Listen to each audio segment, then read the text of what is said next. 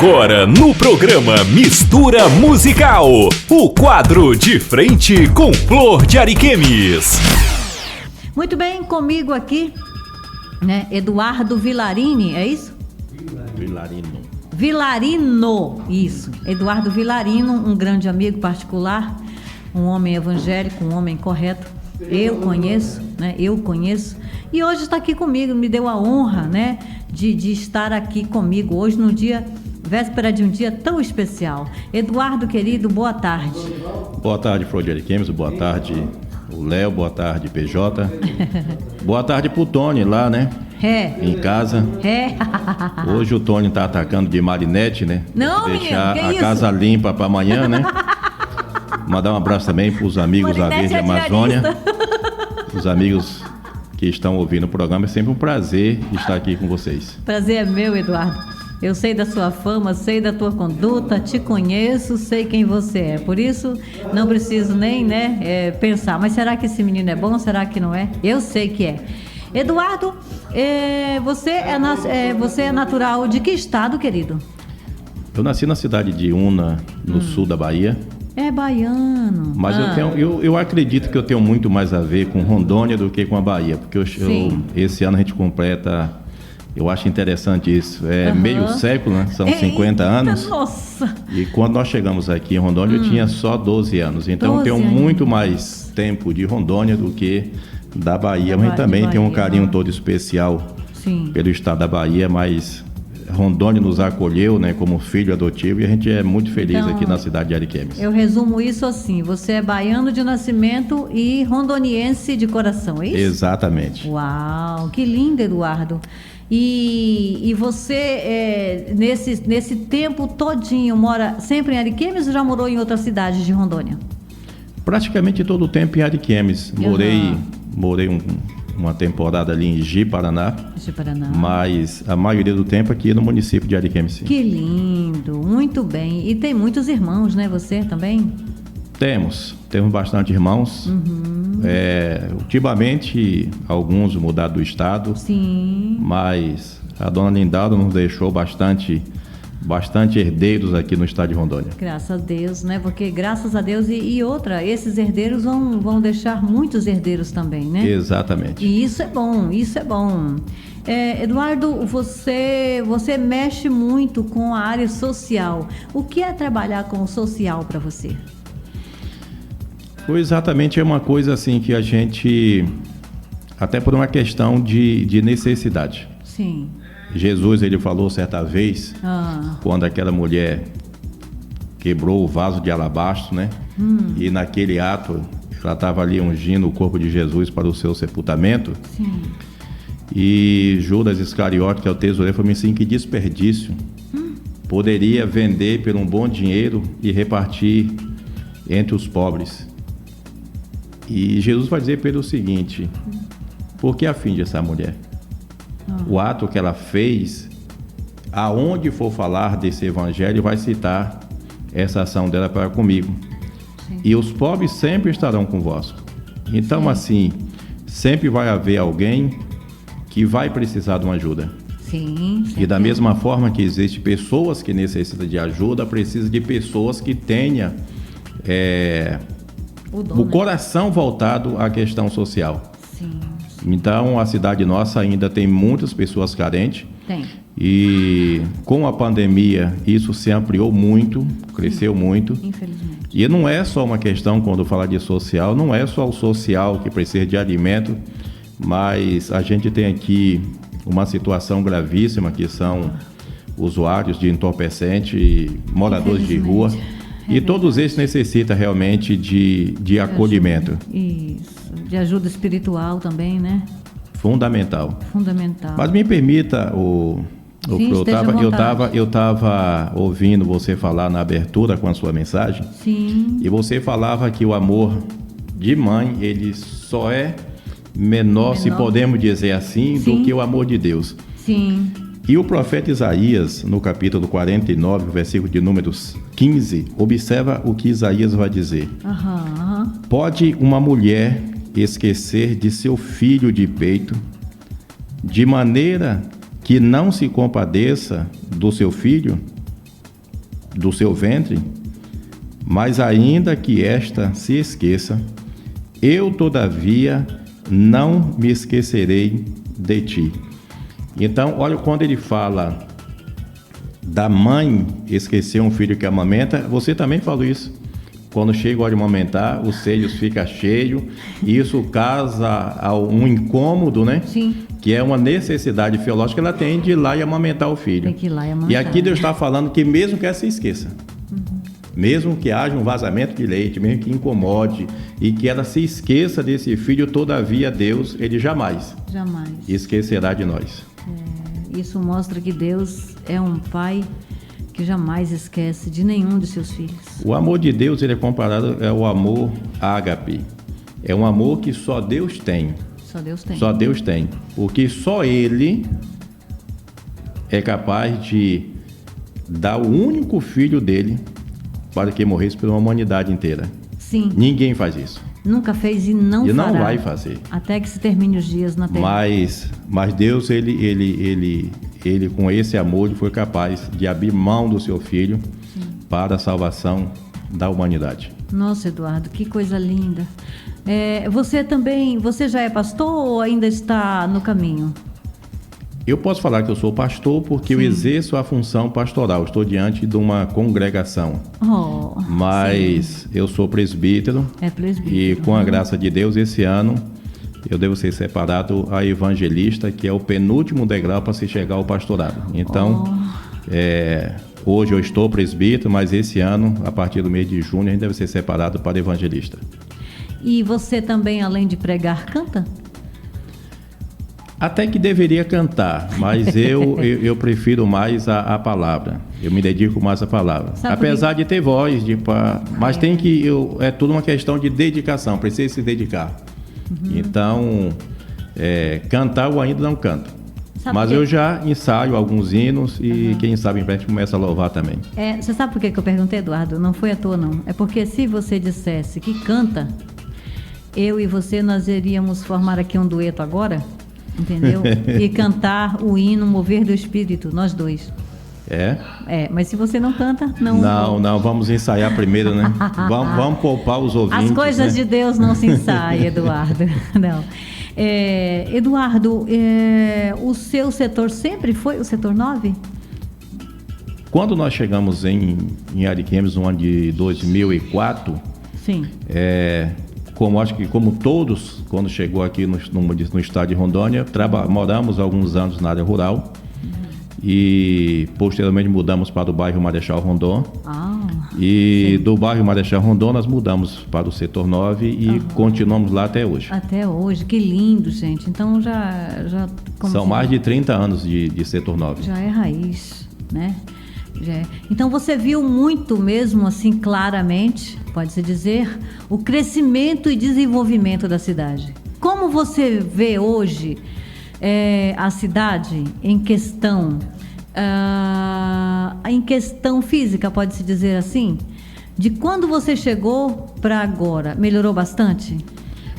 Eu acredito, Fro, que todos os prefeitos que passou por Ariquemes, ele deixou a sua passagem de contribuição. Deixaram o seu legado, Eu lembro quando a Alameda do IP, ela não tinha a imagem que tem hoje, com calçamento, e a gente comprava uma roupa ali, tinha que primeiro lavar a roupa para depois usar, porque era muita poeira ali. Muita poeira. E, se eu salvo engano, na administração do Amorim que fez aquela mudança do IP.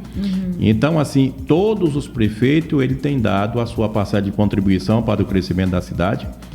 Só que os desafios são enormes, os problemas grandes. De acordo, a cidade cresce. Sim. Também vai surgindo novos problemas. É verdade. Mas, assim, a nossa cidade realmente, ela desenvolveu muito. E nós temos tido, graças a Deus, uma sequência de bons gestores no município de Ariquemes. Graças a Deus. Então, isso tem também contribuído muito com o município. Verdade. Mas é perfeito? É lógico que não é perfeito. A cidade, ela ainda tem um desafio enorme. É o desafio social.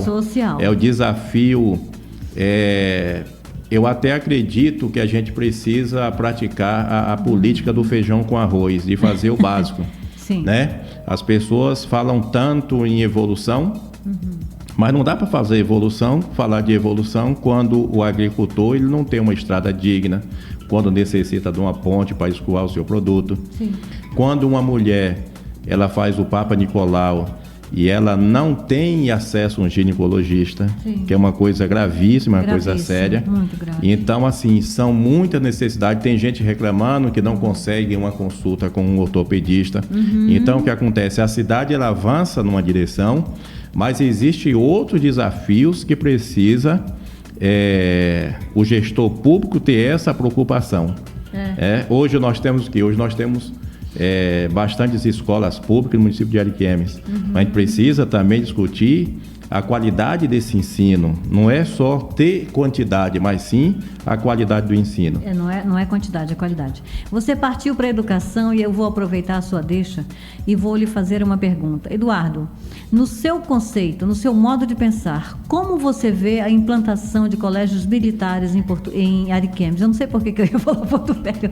Como você vê, no seu conceito pessoal, a implantação, já temos 2 escolas militares em Ariquemes. O que é isso? Como você vê isso, Eduardo? Ao teu ver, vai mudar alguma coisa? Vai diminuir o vandalismo? Assim, o que você acha? O que você pensa? A primeira escola militar implantada aqui no município de Ariquemes foi a antiga escola Chico Mendes, que hoje é o Colégio Tiradentes, ali no Jardim Nova República, setor 9. Isso. E assim, a gente observa que houve uma mudança positiva ali no setor 9. Já houve a mudança? Houve essa mudança. Uau. E o mais importante, eu tenho sobrinhas Sim. que estudaram e estudam lá no colégio. Sim. E é uma educação realmente totalmente diferente. A dedicação dos alunos ele é totalmente diferente. Porque quando a gente vê Brasil afora, alunos agredindo professores numa sala de aula, quer dizer, seria bom se não houvesse a necessidade de uma escola militar. Sim. Mas isso é um problema que já começa dentro da própria casa desse aluno e isso se expande até a escola. Concordo. Mas, de uma forma geral, eu acredito que a implantação ela é positiva. Dificilmente você vai entrevistar um pai e uma mãe que os filhos estão participando da escola militar que vai falar alguma coisa contrária. Contra. É lógico que nada é perfeito. Nada é perfeito. Mas eu vejo que o resultado final e o maior resultado, ele é um resultado positivo, sim. E na sua opinião pessoal também, como pessoa muito inteligente e sábio, que eu te conheço muito bem, você acha que deveria ser implantada em todas as escolas da rede estadual o ensino militar? Eu acredito que não há necessidade. Eu acho que cada bairro tem a sua peculiaridade. Então, a situação do setor 9, setor 10, a região ali do Jorge Teixeira, as Pedrinhas, é uma situação pontual. Então, não há uma necessidade de se implantar em todas as escolas. Eu acho que é mais uma questão pontual. E eu lembro quando foi implantado também o modelo burareiro na educação municipal, trouxe um resultado muito positivo naquela época. É verdade. É uma outra forma de educação, mas que também foi uma coisa muito positiva aqui no município de Ariquemes. Uau, é verdade. Tirou as crianças da rua, né? Porque a criança tinha um período para estudar e outra para ficar na rua jogando bola, empinando pipa, né? E isso não é bom. Isso não é bom. Eu acredito que é o ensino, minha opinião, entendeu? O ensino integral é a melhor solução para os dias de hoje. O que você Exatamente. acha? Não, sim, o resultado foi muito positivo. Talvez houvesse a necessidade de uma implementação, não necessariamente que acabasse da forma que aconteceu, mas que fosse feitos alguns implementos nesse projeto burareiro. Mas o resultado ele foi muito positivo. Foi, né? Que lindo. Muito bem. Eduardo, passando agora para segurança. Eu vejo que as escolas ainda têm um problema visível, muito visível. Por exemplo, 5h30 é hora de saída, né? 11h30 é hora de saída, certo? 11h30 da noite é hora de saída. E há muitos vândalos que ainda ficam em portas e laterais de colégio, em portões, ali meia distância, esperando as mocinhas saírem da escola para casa. Que medida você acha que deveria ser tomada para que isso se acabasse e para que mantesse 100% a segurança das filhinhas, né, das mocinhas que saem da escola para casa? Elas correm risco. O que você acha que deveria, qual medida, na sua opinião, deveria ser tomada para que isso não mais acontecesse?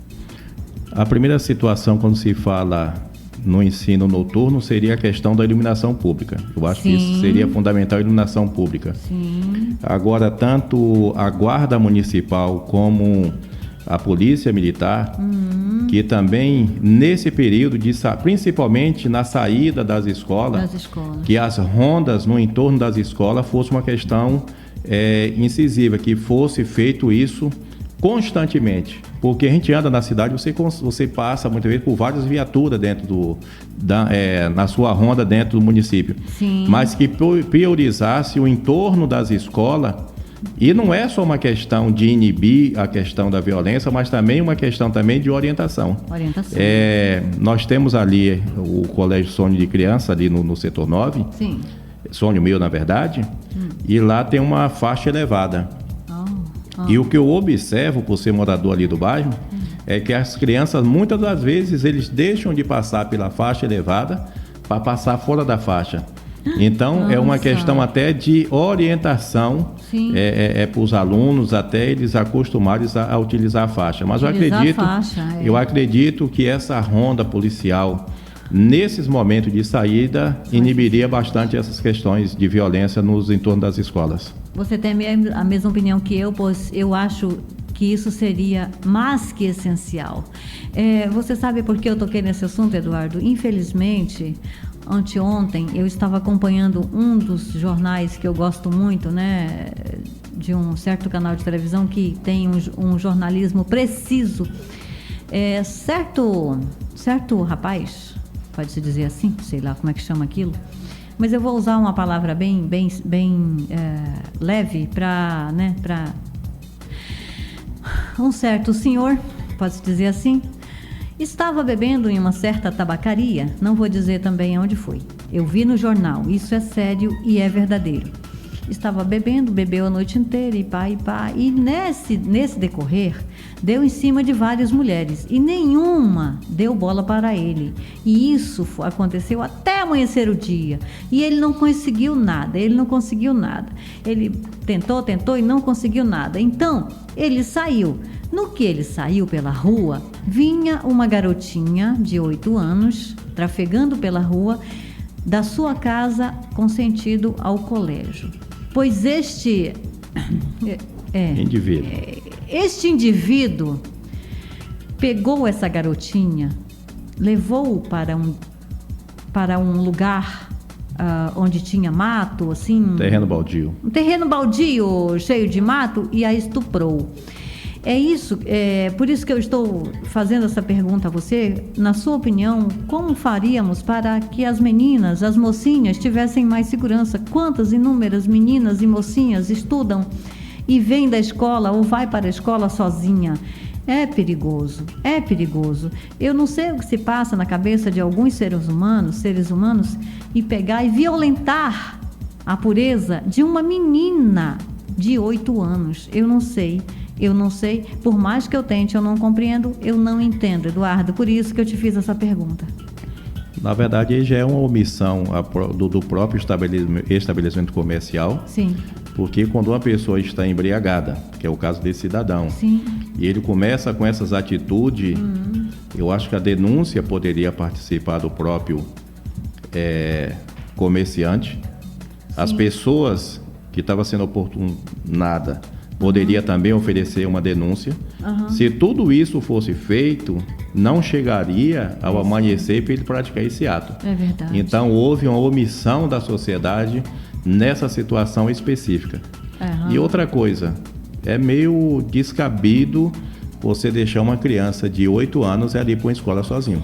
Eu também concordo então com precisaria você. dar acompanhamento do irmão mais velho. Sim. Alguém de responsabilidade está conduzindo essa criança até a escola, porque uma criança com 8 anos, 12 anos poderia já ser indefesa. Imagina uma criança com 8 anos, está numa situação totalmente vulnerável. É realmente lamentável uma situação dessa. É situação vulnerável mesmo. Quer dizer que se o cara tivesse apresentado assim um certo comportamento frente às mulheres de quem ele deu em cima, poderia ser denunciado como o quê? Como atentado ao pudor? Como é que seria? A oportunação já é um crime, né? Ele em si já é um crime. Né? Um homem assediar uma pessoa, uma mulher, já é um crime em si. E principalmente uma criança, meu Deus, tão inocente, né? Não sabia de nada, coitado. Pois é, desculpa eu ir fundo nesse assunto, mas é que pais e mães precisam saber que, assim, tem que se ter um certo cuidado com filhos e principalmente filhas, porque no mundo de hoje tudo pode acontecer. Ninguém respeita mais ninguém respeita a filha dos outros, eles não estão nem aí. Então, Eduardo, a gente aproveita, né, que a gente está nesse assunto e pede aos pais e às mães, não é, Eduardo? Ou responsáveis, que cuidem melhor de suas crianças, porque o mundo não está fácil, não é, Eduardo? Exatamente. Tem uma coisa que eu me preocupo muito e a gente vê essa omissão dentro da própria família. Sim. Um adolescente que ele vai dormir tarde. Sim, já é errado. Acorda tarde. Esse errado. Adolescente não estuda, não trabalha, é um indício seríssimo que ele está envolvido com alguma coisa errada. E o que se espera, e a né? família vê tudo isso acontecer ali e ela não toma nenhuma atitude para mudar esse rumo que ele sabe o final, o que é que vai acontecer. E a maioria acha que é normal. E não é normal. E não é normal. Os pais ir dormir não vê que hora o filho chegou. Não vê. Muitas vezes vai trabalhar amanhã cedo, não sabe que hora ele levanta. Então, assim, a omissão, é lógico que hoje nós temos uma vida muito mais corrida. Sim. Né? As pessoas vão dizer assim, nossa, esse ano passou rápido, a semana passou rápida.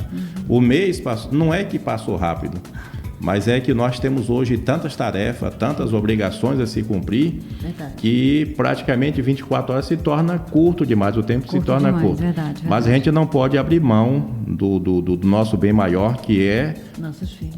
Os filhos, exatamente isso. Nossos tesouros, né? São tesouros Exatamente. dados por Deus.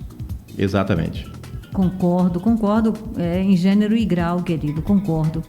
Pois é, gente, são 14 horas e... 57 minutos. Eduardo, tem alguma coisa que eu não te perguntei, mas que você gostaria de expor, de impor, de falar, de comentar, de perguntar? Fique à vontade. É uma experiência que eu tenho tido, que a 7 de fevereiro vai completar 2 anos que eu estou dirigindo a congregação da AD Madureira ali no Zona Sul. E ali, sabe que é um projeto social, são casas populares. Sim. E mesmo ali, uma coisa que eu tenho observado, os filhos que o pai tem preocupação, que a mãe tem preocupação, que cuida, Sim. que incentiva a ir para a escola, eu vejo que são diferentes. São diferentes. Essas crianças são diferentes. A minha mãe, ela é analfabeta. Mas você acredita que todo dia, quando meu sobrinho chegava em casa, ela pedia o caderno. Sim. E ele ia lá olhar o caderno e falava assim, você não foi na escola hoje. Meu Deus. Isso aqui você escreveu ontem, a página aqui está em branco. Olha. Então, você entender uma mulher analfabeta, mas ela tinha esse controle, ela sabia se realmente os meus sobrinhos foram para a escola, se não foi, se escreveu, se não escreveu no seu caderno. Sim. Então, quer dizer, como é que isso mostra cuidado. E Sim. graças a Deus, hoje, todos os meus sobrinhos são bem encaminhados. E com essa educação dessa mulher analfabeta, que é a dona Finada Lindaura Maria da Conceição. Eu digo o seguinte, muita gente fala assim, eu não posso isso, eu não posso aquilo porque eu sou analfabeta. Olha, gente, eu vou dizer uma coisa para vocês.